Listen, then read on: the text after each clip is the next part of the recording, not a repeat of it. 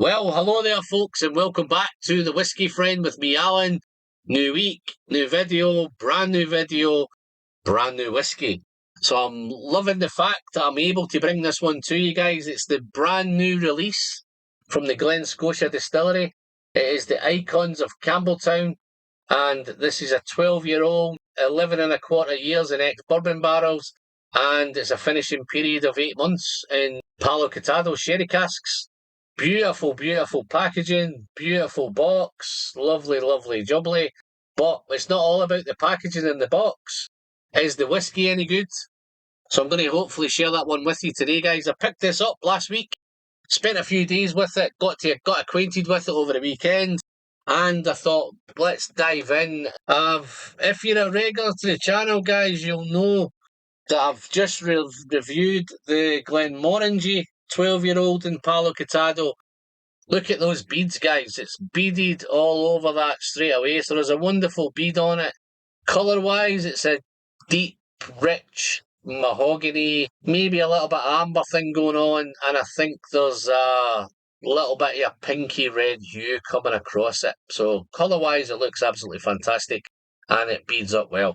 It's 54.1% ABV, non-chill filtered and natural colour.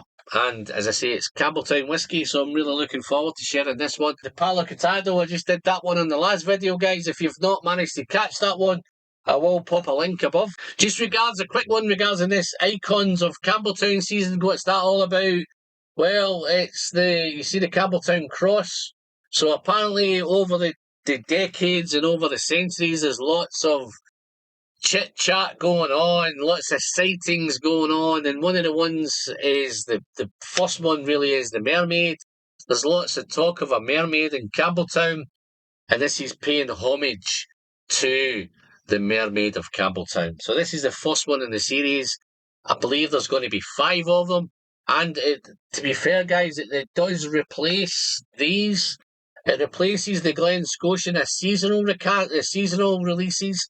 This was last year's, which is the Amontillado, and I think the one before it did was I think this was the Oloroso Heavily Charred, that one. And I have reviewed the famous Baby Sick 11, which is kicking around up here. So that will replace those bottles. There's going to be 5 of these, so I'm really, really interested to see what Michael Henry's brought to us in this one. Big, big props, guys, to Michael Henry. Michael, love what you're doing. My wallet hates what you're doing because every time you bring out a whiskey, I'm just dying to try it, dying to taste it. So my wallet's taking a pounding, but I'm very, very happy with the quality of the whiskey you're picking out. So big props to Michael Henry. Thank you, Michael. Cheers, mate. So on the nose of this one, guys, let's nose it. Wow, it's sweet, it's fruity, but it's bright, it's clean. It's not a typical Glen Scotia with that fact, because I think there's that kind of little off note that I usually get in Glen Scotia. This is so sweet, so fruity, and so bright.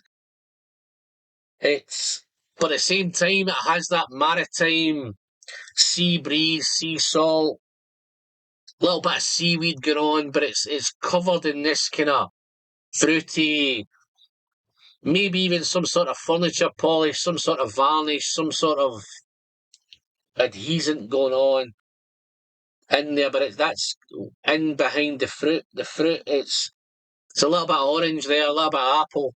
It's nutty. There's definitely a nutty vibe going on, which I picked up in the Palo Cortado. I think it's a Palo Cortado characteristic. You're probably thinking it's sherry cask, Palo Cortado sherry. There's no raisins, there's no figs. This is all kind of nutty, roasted, toasted. Maybe even a wee bit of toffee thing going on. There's a toffee note going on in there, but it's orangey. There's an orangey thing, sticky, a little bit of dryness, smells a little bit dry, but it's maritime, it's coastal, and it's not a typical Campbeltown nose, guys, and particularly it's not a typical Glen Scotia. It's really bright, it's really creamy, it's really wonderful, wonderful engaging nose, guys. A little bit of floral thing going on. And then there's the other stuff around it, the seaweed, the coastal, the maritime, the saltiness. Lovely, lovely nose, guys. So, As you know, from time to time, guys, we like to taste whiskey on the channel, and that's exactly what I'm going to do now. And I'm going to hopefully send this one down the hatch, nice and responsibly. Let's dive in, guys. Cheers.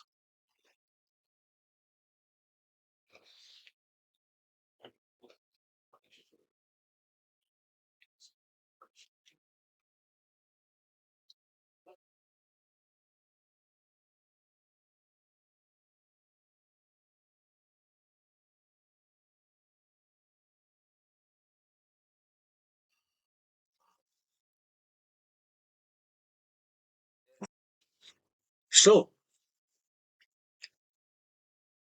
let me get my bearings. Wow, that's lovely.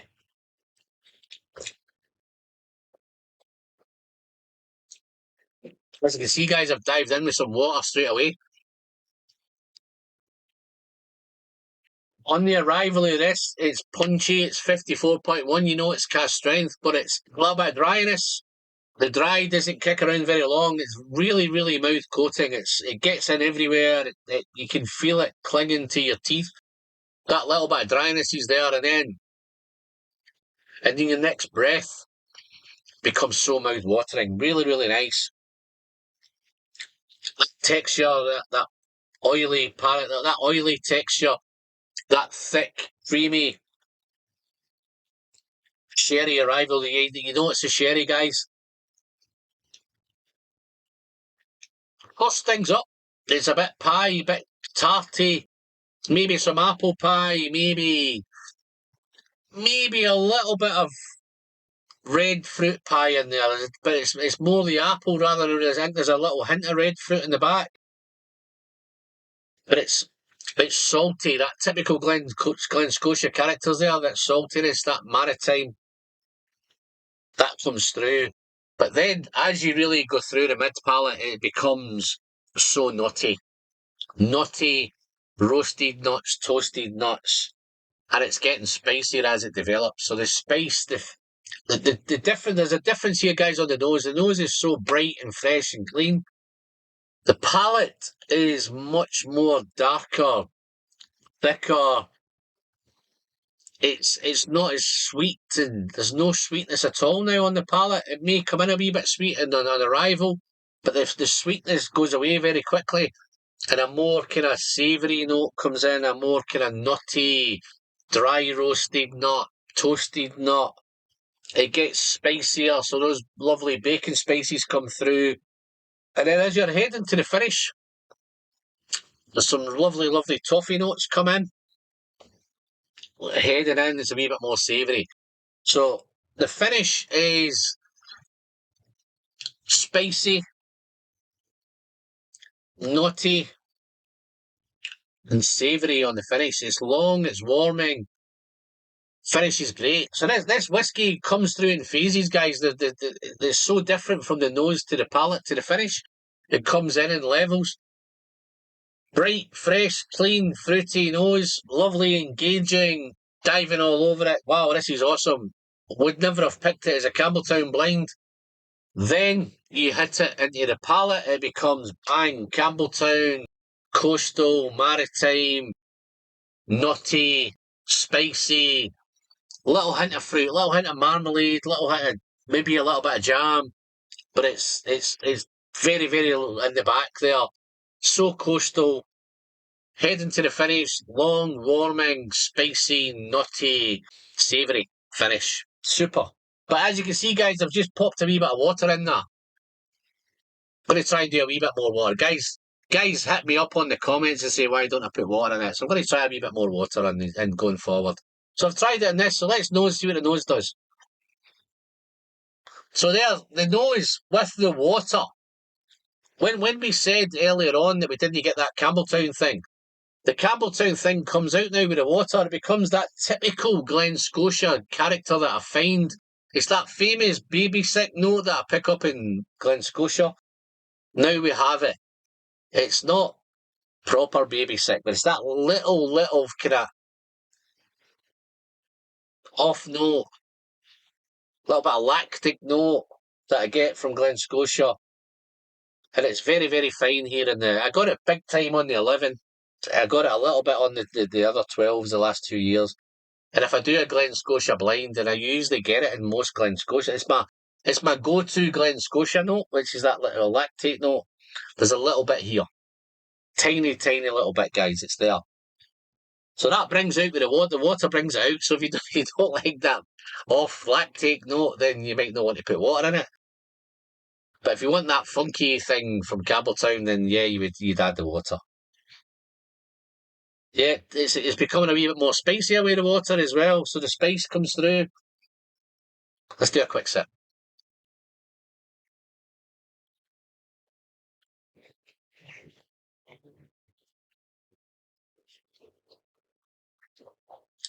Nice.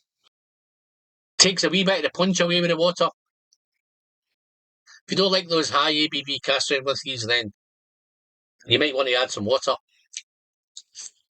If you like the nose, fruit, bright, clean, freshy, don't add water because it takes it a wee bit funkier, a wee bit down that kind of Campbeltown road. Palate, it's spicier. Spices coming through. It's taking a wee bit of the toffee away. It's taking a wee bit of the orange away. It's becoming a wee bit more savoury. There's no sweetness now. The sweetness has died off completely. So if you don't like them sweet whiskies, then you might want to put some water in this. So yeah, it does change with the water. I think I prefer it with the water on the nose, but I think I prefer it neat on the palate. So you've got a choice to make, guys. So if you've got a bottle of this, then you can play around with it.